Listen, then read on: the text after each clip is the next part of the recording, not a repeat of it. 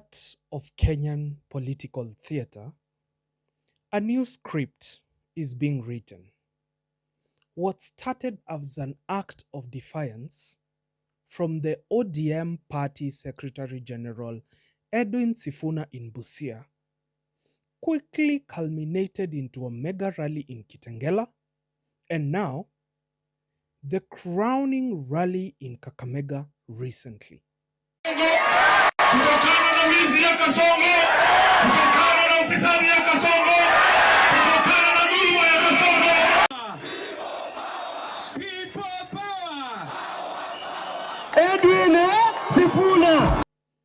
As the 2027 election horizon fast approaches, a new political battleground has been opened against the government, led by one man, Edwin Sifuna.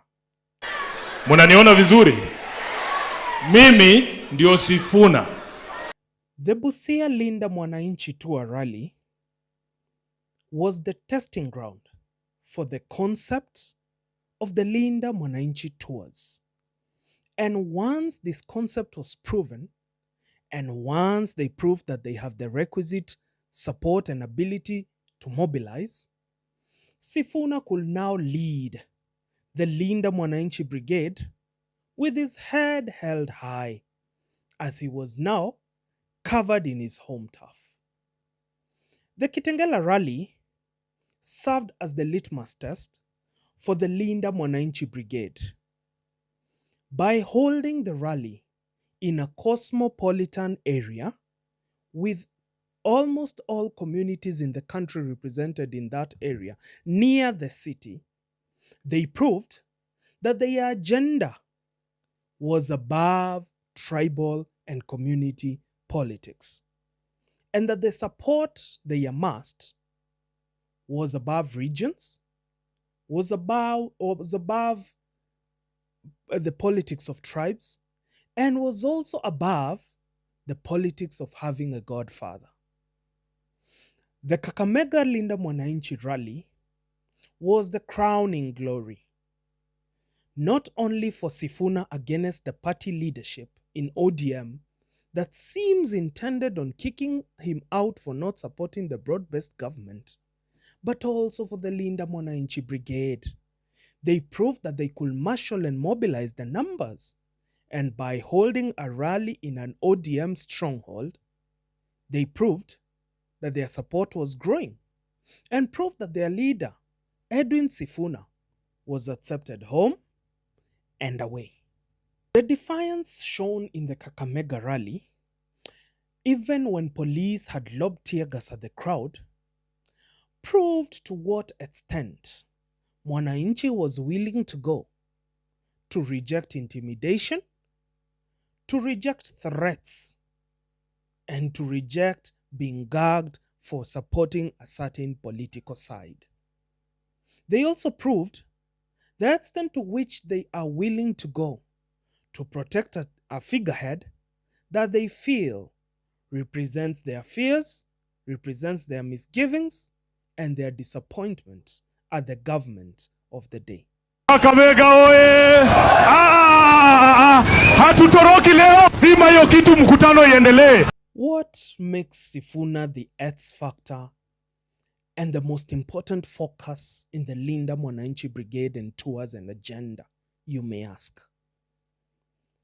When the protests against the government and the finance bill erupted in 2024, the only member of parliament who consistently stood both in parliament and outside parliament, and consistently by word stood by the Gen Z movement and the movement of Kenyans to oppose the government of the day and to oppose the finance bill which they felt was oppressive, was Edwin Sifuna.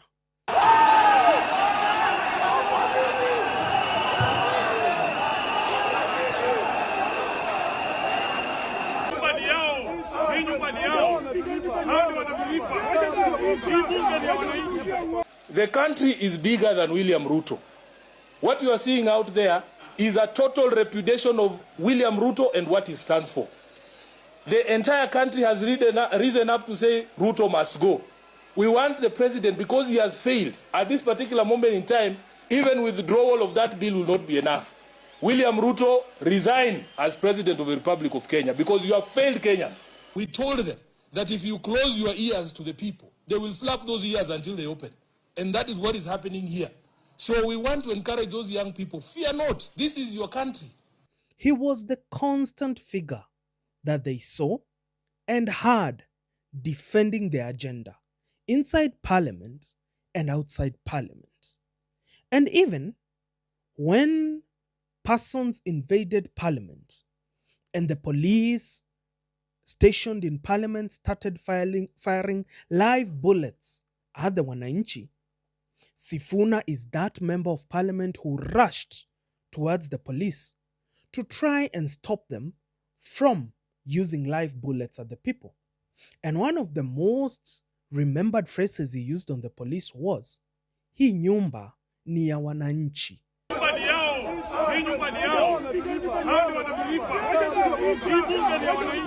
Stop killing them.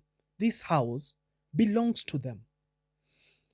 Even after ODM, under the leadership of Raila Amolo Odinga, signed a pact agreeing on a 10-point agenda with the UDA government and Kenya Kwanza establishment, Sifuna consistently opposed that arrangement, vehemently opposed members of ODM joining that government, and his message for wanting the government of President William Ruto to be one term has been consistent throughout. Even in the face of Raila Amolo Odinga, who nobody dared to defy, Sifuna always stood and made his stand known. And Raila Odinga actually entertained him and said when Edwin Sifuna speaks, he speaks on behalf of the party. His constant messaging, sticking to the message, sticking to one agenda, has endeared him to the young people. Remember, he is among the young populace of the country. And in him, majority of the young voters and young persons and Gen Zs see themselves, because he not only represents a political figurehead who supports their agenda, but he represents the very defiance they harbor in their heart. It represents the ability to say no to the government of the day, no matter how powerful it is, and tell them, you will not take away my rights, you will not oppress me. And even if my party supports you, I will go against the grain and not support you and oppose harmful government policies.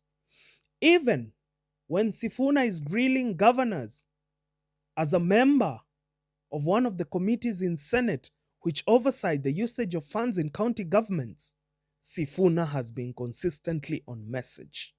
We cannot allow proliferage of public funds for personal gain and personal use. I can see Bramwell is trying to be clever. Bramwell, is there an officer called Anastasia Sumbua in your department? Yes, she's a... What is her position? She's a principal fire officer. What is her qualification? She's in theology. Correct. And there's Let's move to the next one. Because, just a minute. Because disaster management... Just a minute. Yes, sir. Just a minute. Governor, you have told us that your farmers are waiting for this industrial park. How can it be the way the chair has put it, that you can read that account to finance Mandazi? That's the words that he has used. We didn't finance Mandazi. That is quite simplistic. I was just borrowing the chair's mouth. Mandazi will pay with our pockets. Protection, you know, she had said she will not harass me, but without you, very safe. So that is the crux of the matter. If your officer there has acknowledged that there was a problem and the auditor has properly classified it as an illegality, then, Governor, you have an explanation to give the people of Embu. This has endeared him to the public, and this has made him the most recognizable and identifiable figurehead in the Linda Mwananchi Brigade. For the William Ruto government, the Linda Mwananchi tours are a logistical nightmare politically. You see, the brand of politics that the Linda Mwananchi Brigade is propagating is pitting the government on one side as the enemy and pitting the mwananchi against the government. You will ask why this way of doing politics unsettles the government and is dangerous to the re-election of the government. William Rutto came into power in 2022 as a candidate who dared to fight the establishment, as a candidate who dared to defy the strong and powerful. And he understood that his only ticket to power, to the presidency, was the power of the people. He harnessed this power and they propelled him to the presidency because they wanted to show the middle finger to the political establishment and the deep state then that they can decide their leaders for themselves. And this is the exact brand of politics that Sifuna and the Linda Mwananchi Brigade are propagating. Only that this time, the government that was so popular and is so unpopular now is on the receiving end and is now perceived as the enemy of the people and is in the same position the deep state and the political establishment was in 2022. The Linda Mwananchi Brigade opens a second battlefront, apart from the one being led by Rigathi Gachagua and the United Opposition. And this is an escalation the William Ruto re-election bid cannot afford, as it poses a logistical nightmare to them, that even if they should win re-election, they may not get an outright win of 50+1 in round one. And this makes that brigade dangerous. The other thing that really makes the Linda Mwananchi lethal is they are putting the real issue that Mwananchi thinks about, that Mwananchi at home discusses, that Mwananchi feels have been neglected and talks to his people and the people they can share ideas with. And they are putting these issues center stage.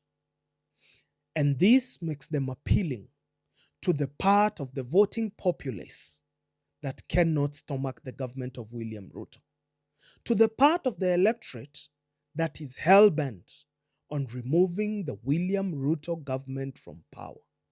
And this is what makes them lethal, dangerous, and a nightmare to the William Ruto government. Whether Edwin Sifuna is seeking the presidency or seeking to be a kingmaker, there is one undeniable truth.